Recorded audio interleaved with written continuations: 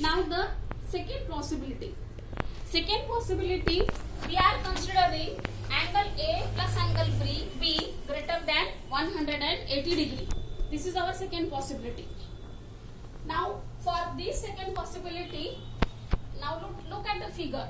In the figure, angle A plus angle D, if we add, they forms a linear pair. So angle A plus angle D is equal to 180 degree. Similarly, C plus D again forms linear pair.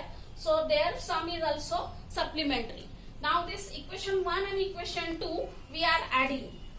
So total is angle A plus angle D plus angle B plus angle C is equal to 360 degree. Adding equation 1 and 2. Now we are shifting angle A and angle B to that side. So it is equal to what remains here? Angle C plus angle D is equal to 360 minus total of angle A plus B. But what is our assumption? Angle A plus angle B is greater than 180 degree. Now since the total is 180 degree, greater than 180 degree. So if we are putting any number here greater than 180, then the difference is coming less than 180. Difference is coming less than 180. Therefore, angle C plus angle D is coming less than 180 degree. So, according to again Euclid's postulate, if the angle sum is less than 180, then the lines are not parallel. But what is given?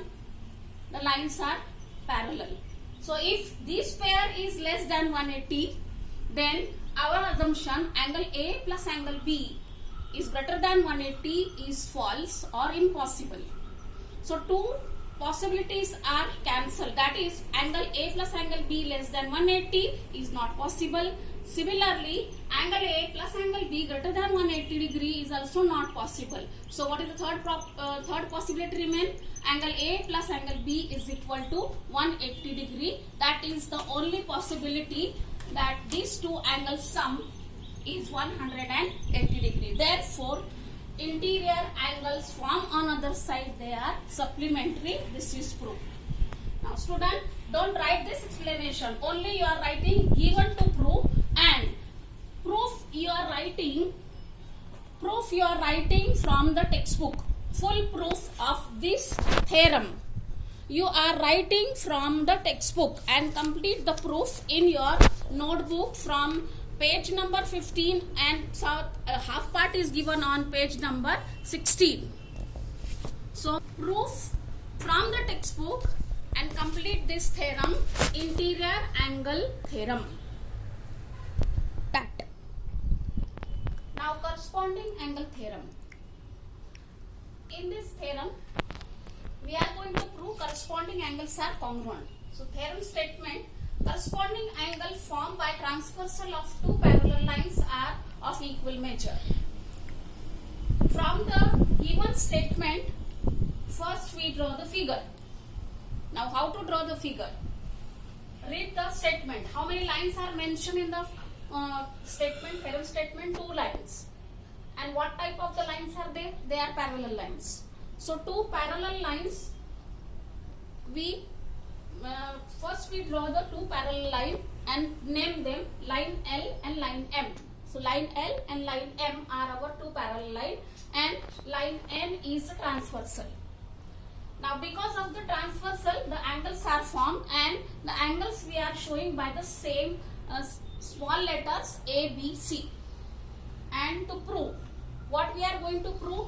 Corresponding angles. Now here look at the figure. Corresponding angles are A and B.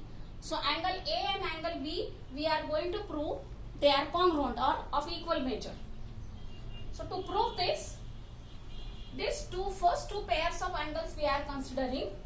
These two pairs, that is angle A and angle C, look at the figure. Because of this transversal N and line L intersect each other at this point, where these two angle A and angle C are formed linear pair.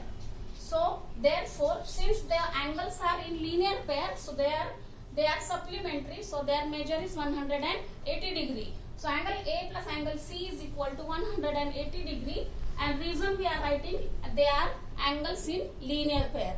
So for writing the statement, you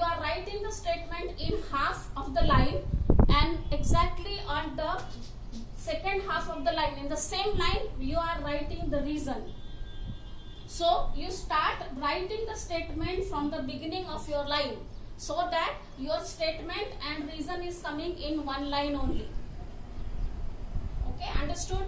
So angle A plus angle C is equal to 180. And what is the reason for this one? They are linear pair angles. So reason is linear pair. So for each and every statement, you are writing the reason. Now the second pair, angle C and angle B, they forms a interior pair. Therefore, they are also supplementary. Angle C plus angle B is equal to 180. This is equation number 2. And reason is interior pair.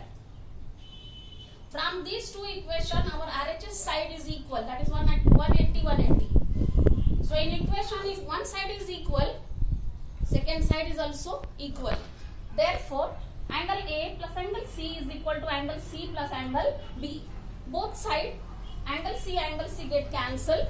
Remaining angle is angle A and angle B. So angle A is equal to angle B.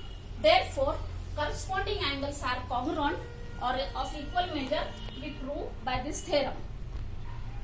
The next theorem. Now alternate angle theorem. Theorem statement: alternate angle formed by the transversal of two parallel lines are of equal measure. Again, from the given statement, first we draw the figure and then the given to prove you are writing from the figure. So here two parallel lines are mentioned in the figure and one transversal. So line L and line M, these two are the parallel line and line N is transversal. And what we are going to prove? Angle D and angle B. This is angle D and this is angle B. They are alternate angle and we are going to prove they are of equal measure.